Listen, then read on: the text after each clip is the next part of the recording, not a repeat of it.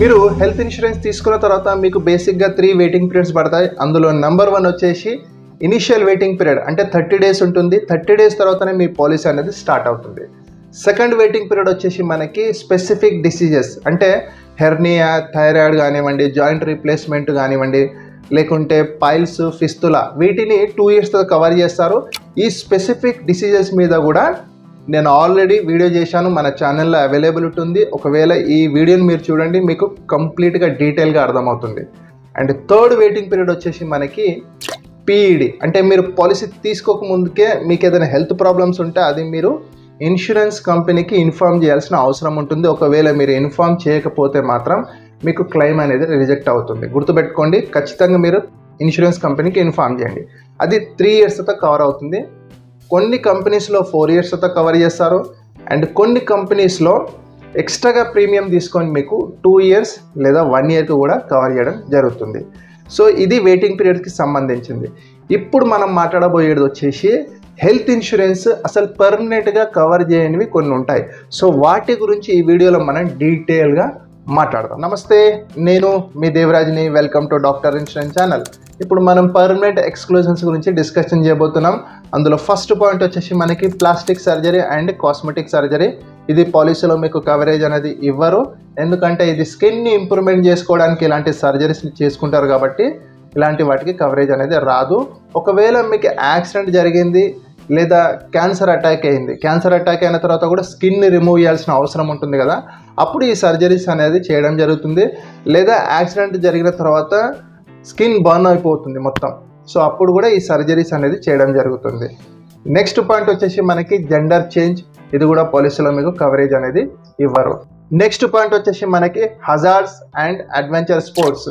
దీంట్లో scuba drive కానివ్వండి, car racing కానివ్వండి, హార్స్ రైడింగ్ కానివ్వండి, బంగీ జంప్స్ కానివ్వండి, ఇలాంటి వాటికి క్లెయిమ్స్ అనేది రాదు. ఇది ఎందుకంటే ఇది అడ్వెంచర్ స్పోర్ట్స్ కాబట్టి. నెక్స్ట్ పాయింట్ వచ్చేసి మనకి బ్రీచ్ ఆఫ్ లా, అంటే మీరు లాని బ్రేక్ చేసి క్రిమినల్ ఇంటెన్షన్తోని ఏదైనా ఇన్సిడెంట్ మీకు జరిగితే కనుక అలాంటి వాటికి పాలసీ అనేది క్లెయిమ్ ప్రొవైడ్ చేయదు. నెక్స్ట్ పాయింట్ వచ్చేసి మనకి ఇన్వెస్టిగేషన్ అండ్ ఇవాల్యుయేషన్, అంటే మీరు ఏదో కొన్ని టెస్టులు చేయించుకున్నారు, డాక్టర్కి వెళ్ళి చెకప్ చేయించుకున్నారు, జస్ట్ ఇన్వెస్టిగేషన్ చేశారు మీ హెల్త్ ఎలా ఉంది అనేది. సో అలాంటి వాటికి మీకు ఎలాంటి క్లెయిమ్ అనేది రాదు, ఎందుకంటే ఎలాంటి ప్రాబ్లమ్స్ లేదు కాబట్టి. అలాగే నెక్స్ట్ పాయింట్ వచ్చేసి మనకి రెస్ట్ క్యూర్ రిహాబిలేషన్, అంటే జస్ట్ రెస్ట్ కోసం కొన్ని సెంటర్స్ ఉంటాయి, అక్కడికి వెళ్ళి రెస్ట్ తీసుకుంటారు. అలాంటి వాటికి ఎలాంటి క్లెయిమ్ అనేది ప్రొవైడ్ చేయదు. నెక్స్ట్ పాయింట్ వచ్చేసి మనకి ఐకి సంబంధించిన, అంటే కంటి అద్దాలు కానివ్వండి, లేకుంటే వీల్ చైర్స్ కానివ్వండి, లేకుంటే కాంట్రాక్ట్ లెన్స్ కానివ్వండి, ఇలాంటి వాటికి క్లెయిమ్ అనేది ఇవ్వరు. నెక్స్ట్ పాయింట్ వచ్చేసి మనకి వ్యాక్సినేషన్ కవర్. ఈ వ్యాక్సినేషన్ కవర్ అనేది కూడా మీ పాలసీలో మెన్షన్ చేసి ఉండాలి, అప్పుడే ఈ వ్యాక్సినేషన్ కవర్ అనేది ఇస్తారు.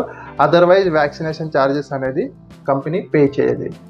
నెక్స్ట్ పాయింట్ వచ్చేసి మనకి నార్మల్గా హెల్త్ అనేది చిన్న చిన్న హెల్త్ ప్రాబ్లమ్స్ ఉంటాయి, అలాంటి వాటికి మనం హాస్పిటల్కి వెళ్ళాల్సిన అవసరం ఉండదు. బట్ అలాంటి వాటికి కూడా మీరు ఒకవేళ హాస్పిటల్కి వెళ్ళారనుకోండి, అలాంటి వాటికి ఎలాంటి క్లెయిమ్ అనేది రాదు. నెక్స్ట్ పాయింట్ వచ్చేసి మనకి ఒబిసిటీ వెయిట్ కంట్రోల్, అంటే దీనికి కొన్ని ప్రోటోకాల్స్ ఉంటాయి, డాక్టర్ అప్రూవ్డ్ చేయాలి ఈ సర్జరీ అవసరం ఉంది అనేది. అలాగే ఏజ్ వచ్చేసి వాళ్ళకి మినిమం 18 ఇయర్స్ అబోవ్నే ఉండాలి. అలాగే గ్రేటర్ దెన్ 40 BMI ఉండాలి, గ్రేటర్ దెన్ 35 అన్న ఉండాలి, లేదా 40 అన్న ఉండాలి, అబోవ్ ఉండాలి. అప్పుడే ఈ ట్రీట్మెంట్ అనేది చేయడం జరుగుతుంది. నెక్స్ట్ పాయింట్ వచ్చేసి మనకి treatment for alcoholism, drugs addiction. ఇలాంటి డ్రగ్స్ అడిక్షన్కి అయిన తర్వాత ట్రీట్మెంట్ ఒకవేళ మీరు తీసుకోవాలనుకుంటే వాటికి మాత్రం మీకు క్లెయిమ్ అనేది ఇవ్వరు. అలాగే నేచర్ క్యూర్, స్పా సెంటర్స్, అలాగే డైట్ సప్లిమెంటరీస్, ఇలాంటివి యూజ్ చేసిన తర్వాత మీకు క్లెయిమ్ అనేది రాదు. అలాంటి వాటితో ఏదైనా ప్రాబ్లమ్స్ వస్తే కనుక మీకు క్లెయిమ్ అనేది ఇవ్వరు, ఎందుకంటే మీ అంతటా మీరే వెళ్ళి ఇలాంటివన్నీ మీరు యూజ్ చేస్తున్నారు కాబట్టి మీకు క్లెయిమ్ అనేది రాదు. నెక్స్ట్ పాయింట్ వచ్చేసి మనకి రిఫ్రాక్టివ్ ఎర్రర్, అంటే ఐలో మనకి ఈ విజన్ ప్రాబ్లం ఉంటుంది, సో కొన్ని ఎర్రర్స్ ఉంటాయి దాంట్లో. సో అలాంటి వాటికి క్లెయిమ్ అనేది ఇవ్వరు. దానికి మనం నార్మల్గా గ్లాసెస్ తీసేసుకుంటే ఈ విజన్ అనేది క్లారిటీగా కనిపించడం జరుగుతుంది, సో వాటికి క్లెయిమ్ అనేది ఇవ్వరు. నెక్స్ట్ పాయింట్ వచ్చేసి మనకి అన్ప్రూవెన్ ట్రీట్మెంట్. సో వీటికి కూడా క్లెయిమ్ ఇవ్వరు, ఎలాంటి ప్రూఫ్ లేదు ఇలాంటి ట్రీట్మెంట్కి.